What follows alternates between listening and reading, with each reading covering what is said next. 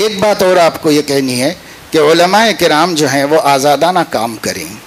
बसा औक़ात बहुत जगहों पर ये हो रहा है कि बात थोड़ी सी बाज़ लोगों को तल्ख़ लगेगी, लेकिन हक़ाइक़ यहाँ सब बोल रहे हैं। इसलिए मैं भी एक अपना 50 साला तजर्बा आपके सामने रखने के लिए ये बात कह रहा हूँ कि बहुत जगहों पर उलमा को मुख्तलिफ़ महाज़ों पर काम करने में सबसे बड़ी माने तबलीगी जमात साबित हो रही है। वो उनको काम मुख्तलिफ़ महाज़ों पर करने नहीं दे रही।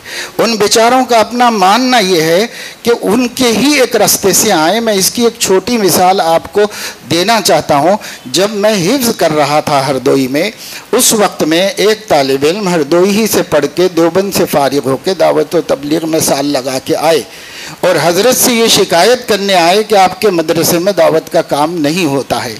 उस पर हज़रत बहुत सी मिसालों से उनको समझा रहे थे, सब्र से, अपने ही शागिर्द को। एक मिसाल ये दी कि तुम्हारे गाँव में जामा मस्जिद है ना? कहा, उस जामा मस्जिद में आने के कितने रास्ते हैं?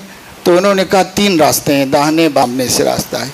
अगर असर की अजान हो जाए और उस मस्जिद के अंदर लोग नमाज पढ़ने आए, एक रास्ते से आप आते हैं, बाकी लोग दूसरे रास्तों से आए, तो वो जो दूसरे रास्तों से आए वो असर में शरीक हुए कि नहीं हुए?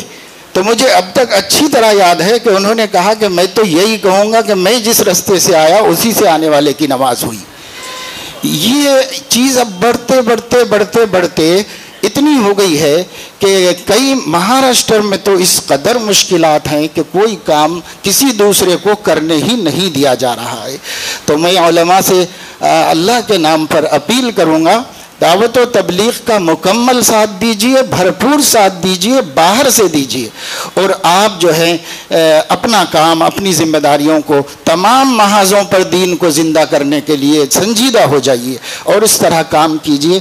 ये एक बड़ी मुश्किल मेरे सामने है, इस वजह से मैंने यहाँ बयान कर दी। गो ये है कि आपका तजर्बा इसके ख़िलाफ़ हो, मैं किसी से इख्तिलाफ़ नहीं करता।